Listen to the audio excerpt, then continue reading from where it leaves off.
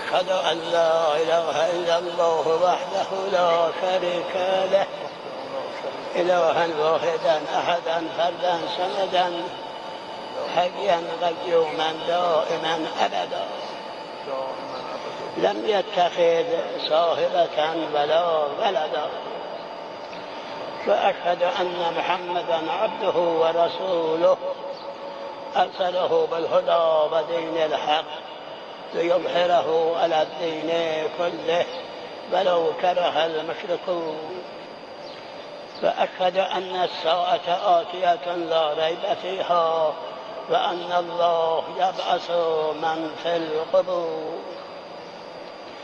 الله أكبر الله أكبر.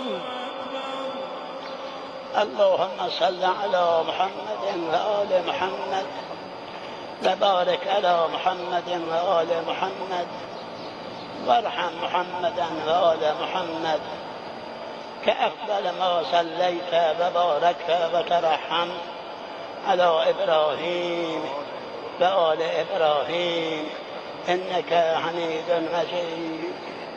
وصلى اللهم على جميع الأنبياء والمرسلين والشهداء والصديقين وحسن أولئك رفيقا.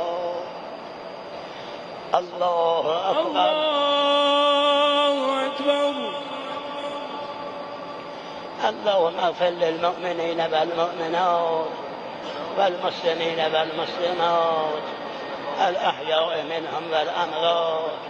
تابع اللهم بيننا وبينهم بالخيرات إنك مجيب الدعوات إنك قاضي الحاجات إنك غافر الخطيئات ومبدل السيئات حسنات إنك على كل شيء قدير.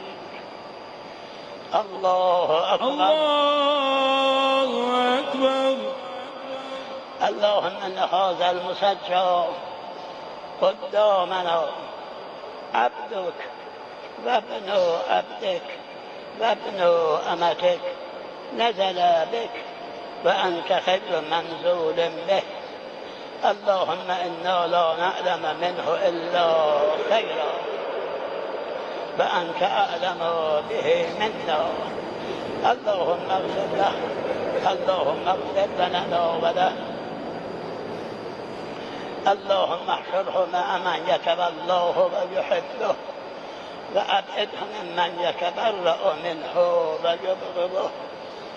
اللهم ألحقه بنبيك وأره بينه وبينه وارحمنا إذا توفيتنا يا إله العالمين. اللهم اجعل روحه في أعلى عليين واخلف على أهله في الغابرين واجعله من رفقاء محمد وآله الطاهرين.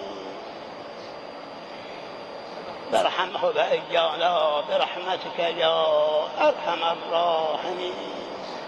اللهم عفوك عفوك عفوك. الله أكبر.